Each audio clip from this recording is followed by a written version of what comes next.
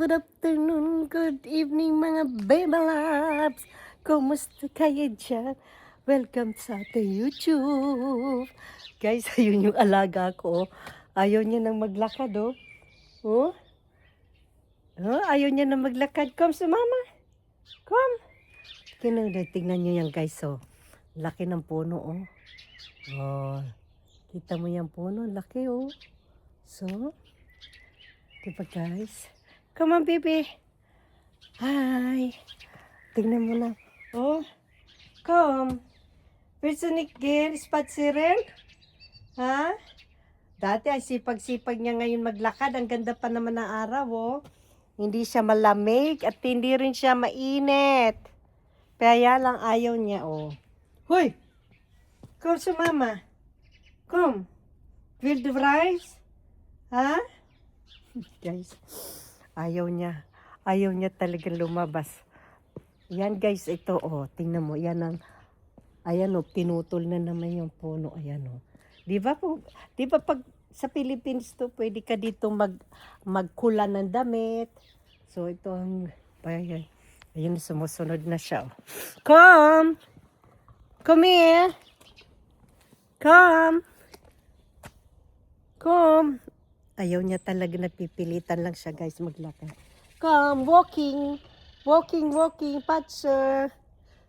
Patser, had kayo masayt. Oh, ayaw niya na matapatan ng camera. Ang ganda naman ngayon, Patser, ayaw mo matapatan ng camera. Bugis to, come here. Come.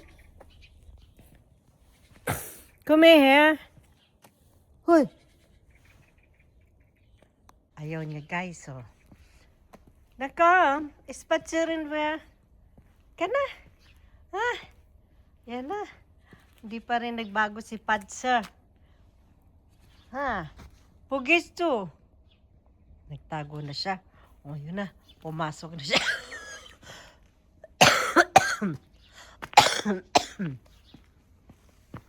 Ayun. Ah. Na? Ayun na siya, guys. Nandun na siya sa loob ng terrace ko. Ayaw niya talagang maglakad. Wilson ni Kraus? Ha? Wilson ni Kispatsiren? Ayaw niya, ayan. Yan guys, ang paligid ng bunong ko. Kaya tamang hindi siya makita kasi puro damo na siya. Okay, then mama go come. Mama get rain in the bunong yet. Tumus me water. Ha? Patsa. Ha? So, asa na yun? Asa na? Asa na? Oh, yun na siya. Willst du nicht spazieren? Gehen wir rein? Komm, gehen wir? Komm. Gusto niya na talaga. Ayaw niya guys maglakad na. Kasi hindi pa summer dito. Tsaka may kaaway siyang pusa kaya ayaw niya. So langsam. Moment. So, ayun na siya. Huh? So, that's it. Oh! Come here. Come. Patsa. Yeah, come here. Kung talaga, ano gagawin mo dyan sa baba? Pabababain mo pa ako. Kinakuben. Go upstairs. Upstairs. Huh? Where is your house? So, ayan na siya. Ayan na siya. So, kaya ayan guys, yun sa kabilang pinto na yung kapitbahay ko. Rentner na yan. Tapos ito dito kami. Halika na. Come. So, ayan na. Magpapasok na. Come na. Hey. Kirain in the bunong. So, papasok na tayo. Ayaw niya guys. So, now we are now coming to the house. Oh, Marilyn. So, gusto kong maglakad, ayaw niya. Okay, guys. So, kumusta na nga pala yung mga bebe loves dyan sa Pilipinas? Pasensya na guys at ayaw nang maglakad nung aking alaga kasi Malamig, malamig medyo sa labas, pero sa akin hindi siya malamig. So, ano nga ba ang kwento natin? Ang mahal na ng mga bilihin ngayon dahil sa taas ng gasolina. Grabe. Ayan. Kasi alam mo ba guys kung bakit? Kasi alam mo kung bakit ang bansa natin ay hindi umaasenso. Kasi unang-una, pag nag-apply ka ng trabaho guys, ang una-unang hanapin sa'yo diploma. Tapos may age limit pa dyan. Tapos, hingian ka ng, hindi ka pa nga natatanggap, ang dami-dami nang hinihingi sa'yo, kagaya ng medical check-up, tapos MBI, barangay certificate, ganyan-ganyan. Tapos, punta ka dito, punta ka doon para lakarin mo yung mga papers mo. Alam niyo ba dito sa Europe? Dito sa Europe, guys, wala ditong mga ganyan. Pag nag-apply ka ng trabaho, ang ibibigay mo lang sa kanila yung resume mo. Tapos, yun na. Walang age limit dito kahit ka rentner na dito. Pag gusto pa nila magtrabaho, bibigyan pa sila ng trabaho. Sa totoo lang, dyan sa atin, may age limit. Pag umidad ka na ng 45, mahirapan ka na magtrabaho. Kahit 40 lang, mahirapan ka na maghanap ng trabaho. 'Di ba? Kaya ang daming naghihirap na mga Pilipino kasi hindi sila makapag-apply. Dito sa Europe, dito guys, talagang bibigyan ka nila dito ng trabaho kahit 65 ka na kung gusto mo pang magtrabaho. Sige lang, walang age limit dito. Kaya alam mo ang Germany na isa sa pinaka mayaman na bansa dito sa Europe yan. Sa totoo lang. Kasi dito ayaw ng Germany na maraming jobless. No? Pagka wala kang trabaho dito, bibigyan ka nila dito ng trabaho. Ang mga bata nga dito, mga student, pag yung summer class nila, ipapadala sila dito ng pumasok ka sa mga company. Mag-aano ka, magti-training ka sa kanila. Pero tapos meron din silang tatanggapin na pera na kaunti. Ganon dito yung mga bata dito. Kaya successful ang Germany, ang economic dito sobrang napakataas, napakaganda. Kasi nga lahat dito is kay may aral ka, kay wala. Basta gusto mong magtrabaho, tatanggapin ka ng kumpanya.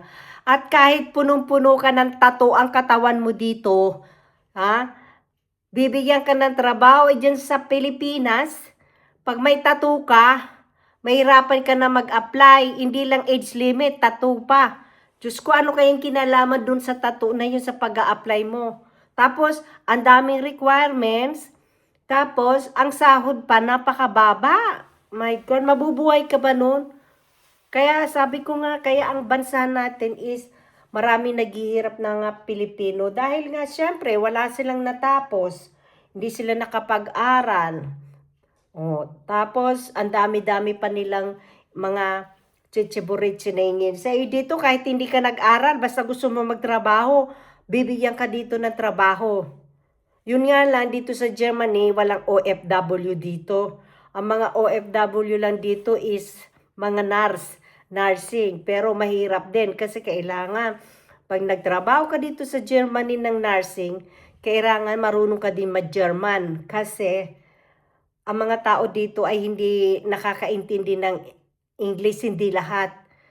At saka ang mga nakasulat dito sa papel, pag nagtrabaho ka sa hospital, mga German. So, kailangan fluent ka ng German dito bago ka magtrabaho sa hospital. Yan lang ang inahanap dito sa Germany. Pero dito, mga kasambahay or factory worker, wala. Mga kasambahay dito, wala. Kasi hindi nila can afford magbayad ng katulong dito. Kasi ang katulong dito sa Germany is per hour ang bayad. Kaya dito, ang uso lang dito yung halimbawa magpapaplansa sila ng damit mo, magpapalinis ka. Siguro magpaplantsa sila mga once a month. Tapos magpalinis sila ng bahay once a month. Mga 3 hours lang yun. Ganon ang plantsahan at saka ang palinis. Kaya dito, lahat ikaw ang gagawa. Pag nasa Europe ka, nasa ibang bansa ka, lahat ikaw gagawa, maglaba, magluto, maglinis. Hindi ka guys sa Pilipinas, pag may pera ka, mayaman ka, kumuha ka ng kasambahay mo. Kahit 3, 5 ang kasambahay mo dyan. Pero dito sa Germany, hindi pwede dito, kay milyonarya ka dito. Yeah, kay milyonarya ka dito. Wala dito mga katulong sa bahay. Kasi sanay sila dito na independent sila, na sila lahat ang kumikilos dito. Kaya very successful ang Europa. Dyan sa atin sa Pilipinas, wala. Mag-apply ka ng trabaho, tanong sa'yo, ilang taon na po kayo? Ano po natapos nyo? Ganon. O sige, magpa-medical ka, gito, ganyan. Kailangan isasubmit mo yun sa applyan mo yung medical check-up mo. Baka, dito wala yan, Diyos ko. Wala yan dito, medical check-up. Kaya sabi ko sa inyo ang daming naghihirap na Pilipino dyan. Kasi nga, hindi sila makapag-apply ng basta-basta ng trabaho. Diba? So, asaan na yung alaga ko? Patsa, where are you? Ayun na yung alaga. Takot talaga sa camera yung gago na ito. Okay? Alam niyo ba yung alaga ko? Ayaw niya talaga ng camera. Ayaw niya nakikita niya yung sarili niya sa camera. Ewan ko kung bakit. Nagtatago siya. Ay, camera, ayaw niya. Yan na siya, oh. Hala? Patsa! Oh, ayun na siya. Oh, come. Ayaw niya talaga. So guys, that's all for today, guys. And thank you for always shout out pala ko sa inyo lahat dyan. Shout out ko sa mga baby loves ko dyan. Kumusta na kayo mga baby loves? At nga pala kay Dixie Kim Black. So, condolences sa nangyari sa anak mo. Condolence. Be strong lang. Yan. Yung classmate ni Angeline, nakalimutan ko yung pangalan, yung friend ni Angeline na si Anaya ba yun? Shout out sa iyo sis, nakalimutan ko na yung name mo.